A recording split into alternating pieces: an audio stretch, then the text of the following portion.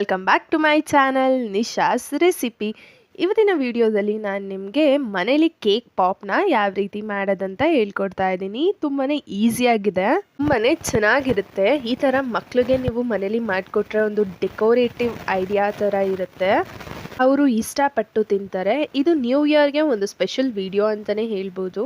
ಮತ್ತು ನನ್ನ ಯೂಟ್ಯೂಬ್ ಫ್ಯಾಮಿಲಿಗೆ wishing you a very happy new year ಅಂತ ಹೇಳ್ತಾ ಇದ್ದೀನಿ. ಮತ್ತು ಇನ್ನೂ ನನ್ನ ಚಾನಲ್ನ ಯಾರು ಸಬ್ಸ್ಕ್ರೈಬ್ ಮಾಡ್ಕೊಂಡಿಲ್ಲ, ಪ್ಲೀಸ್ ಹೋಗಿ ಸಬ್ಸ್ಕ್ರೈಬ್ ಮಾಡ್ಕೊಳ್ಳಿ.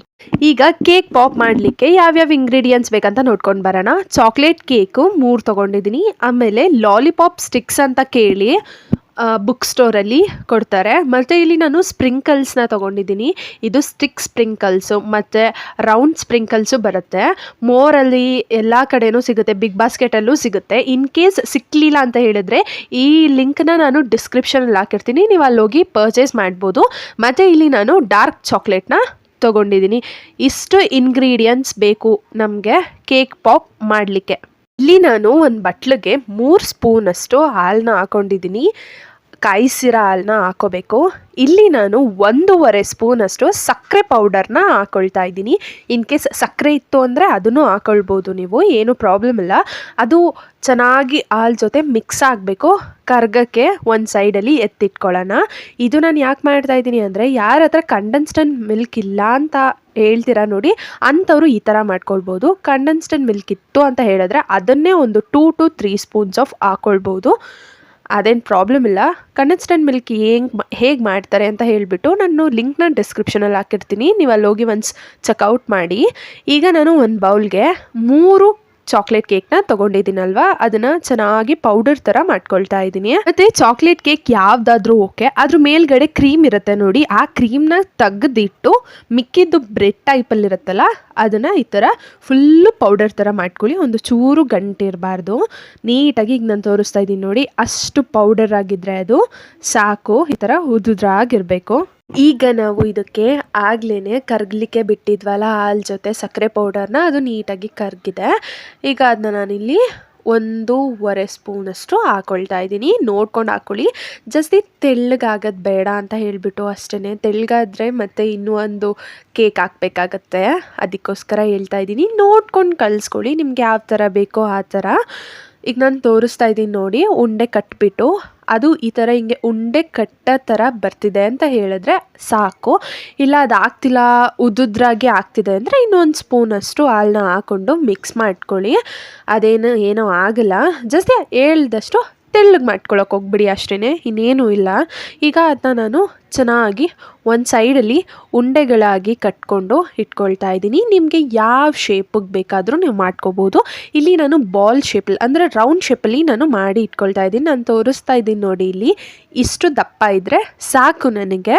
ಸೊ ಅದಕ್ಕೋಸ್ಕರ ನಿಮ್ಗೆ ಇನ್ನೊಂದು ಸ್ವಲ್ಪ ದಪ್ಪ ಬೇಕು ಅಂತ ಹೇಳಿದ್ರೆ ದಪ್ಪನೂ ಮಾಡ್ಕೋಬೋದು, ಇಲ್ಲ ಸಣ್ಣದಾಗಿ ಬೇಕು ಅಂತ ಹೇಳಿದ್ರೆ ಸಣ್ಣದಾಗೂ ಮಾಡ್ಕೊಳ್ಬೋದು. ಇನ್ನು ಮಿಕ್ಕಿದೆಲ್ಲ ಏನಿತ್ತು ನೋಡಿ, ಅದನ್ನು ಒಂದೇ ಶೇಪಲ್ಲಿ ಉಂಡೆಗಳಾಗಿ ನಾನು ಕಟ್ಕೊಂಡು ಒಂದು ಪ್ಲೇಟಲ್ಲಿ ಎತ್ತಿಟ್ಕೊಳ್ತಾ ಇದ್ದೀನಿ. ಈಗ ನನಗೆ 3 ಕೇಕ್ಗೆ ನನಗೆ ಇಲ್ಲಿ 6 ಉಂಡೆಗಳಾಗಿದೆ, ಅಂದರೆ 1 ಕೇಕ್ಗೆ 2 ಉಂಡೆಗಳಾಗಿದೆ ಆ ಥರ. ಇಲ್ಲಿ ಡಾರ್ಕ್ ಚಾಕ್ಲೇಟ್ ನಾನು ಆಗಲೇ ತೋರಿಸಿದ್ನಲ್ಲ, ಮೆಲ್ಟ್ ಮಾಡಿ ಇಟ್ಕೊಂಡಿದ್ದೀನಿ. ಅದನ್ನು ಲಾಲಿಪಾಪ್ ಸ್ಟಿಕ್ಗೆ ಈ ಥರ ಡಿಪ್ ಮಾಡಿ ಅಲ್ಲಿ ಉಂಡೆ ನಾನು ಕೇಕ್ ಬಾಲ್ನ ಮಾಡಿಟ್ಕೊಂಡಿದ್ನಲ್ಲ ಅದರೊಳಗಡೆ ಈಗ ನಾನಿಲ್ಲಿ ಈ ಥರ ಹಿಂಗೆ ಪ್ಲೇಸ್ ಮಾಡ್ಕೊಳ್ತಾ ಇದ್ದೀನಿ. ಸ್ವಲ್ಪ ಅಂದರೆ ಸ್ಮೂತಾಗಿ ನೀವು ಪ್ಲೇಸ್ ಮಾಡಬೇಕು, ಬಿಕಾಸ್ ಅಂತ ಹೇಳಿದ್ರೆ ಉಂಡೆ ಒಡೆದೋಗೋ ಚಾನ್ಸಸ್ ಇರುತ್ತೆ. ಅದಕ್ಕೋಸ್ಕರ ಯಾಕೆ ಇಷ್ಟೊಂದು ಕಷ್ಟಪಟ್ಟು ಮಾಡಿದ್ದೀವಿ, ಲಾಸ್ಟಲ್ಲಿ ಆ ಥರ ಆಗಿಬಿಟ್ರೆ ಯಾರಿಗೆ ಆದರೂ ಬೇಜಾರಾಗುತ್ತೆ. ಸೊ ನೀಟಾಗಿ ಪೇಷನ್ಸಿಂದ ಇದ್ದು ಮಾಡ್ಕೊಳ್ಳಿ ಅಂತ ಹೇಳ್ತಾ ಇದ್ದೀನಿ. ಈಗ ನೋಡಿ ಎಲ್ಲನೂ ಪ್ಲೇಸ್ ಆಗಿದೆ. ನನ್ನ ಹತ್ರ ಇದ್ದಿದ್ದೇ 4 ಸ್ಟಿಕ್ಸು ಅಷ್ಟೇ, ಇನ್ನೆರಡು ಹಾಗೇ ಇದೆ. ಈಗ ಇದನ್ನು ರೆಫ್ರಿಜರೇಟರ್ ಅಂದರೆ ಒಂದು 10 ನಿಮಿಷ ಇಡಬೇಕಾಗತ್ತೆ. ರೆಫ್ರಿಜರೇಟರಲ್ಲಿ ಇಟ್ಟು ನಾನು 10 ನಿಮಿಷ ಆದಮೇಲೆ ತೆಗ್ದಿದ್ದೀನಿ. ಈಗ ನೋಡಿ ಅದು ಸ್ಟಿಕ್ಗೆ ಕರೆಕ್ಟಾಗಿ ಸ್ಟಿಕ್ ಆನ್ ಆಗಿದೆ, ಅಂದರೆ ಕೆಳಗಡೆ ಬೀಳೋ ಚಾನ್ಸಸ್ ಇರಲ್ಲ. ಈಗ ಅದ್ರ ಮೇಲ್ಗಡೆ ಆಗ್ಲೇ ಮೆಲ್ಟೆಡ್ ಚಾಕ್ಲೇಟ್ ಇತ್ತು ನೋಡಿ, ಆ ಚಾಕ್ಲೇಟ್ನ ಆಲ್ ಓವರ್ ನೀಟಾಗಿ ಸ್ಪ್ರೆಡ್ ಮಾಡ್ಕೊಳ್ತಾ ಇದ್ದೀನಿ. ಒಂದು ಚೂರು ಗ್ಯಾಪ್ ಕಾಣಿಸ್ಬಾರ್ದು, ಆ ಥರ ನೀಟಾಗಿ ಮಾಡ್ಕೋಬೇಕು.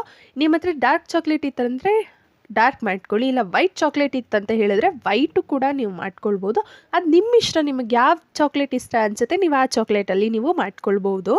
ಈಗ ನಾನು ಆಲ್ ಓವರ್ ಸ್ಪ್ರೆಡ್ ಆದಮೇಲೆ ಅದನ್ನ ಜಸ್ಟ್ ಟ್ಯಾಪ್ ಮಾಡ್ಕೊಳ್ತಾ ಇದ್ದೀನಿ. ಇನ್ ಕೇಸ್ ಏನಾದರೂ ಸ್ವಲ್ಪ ಕೆಳಗಡೆ ಚಾಕ್ಲೇಟ್ ಏನಾದರೂ ಬೀಳಂಗಿದ್ರೆ, ಅಂದರೆ ಸ್ವಲ್ಪ ತೆಳ್ಳಗಿರುತ್ತಲ್ವ ಚಾಕ್ಲೇಟು, ಬೀಳೋ ಚಾನ್ಸಸ್ ಇರುತ್ತೆ. ಸೊ ಅದಕ್ಕೋಸ್ಕರ ಈಗ ಮೇಲ್ಗಡೆ ನಾನು ಸ್ಪ್ರಿಂಕಲ್ಸ್ನ ಹಾಕ್ಕೊಳ್ತಾ ಇದ್ದೀನಿ.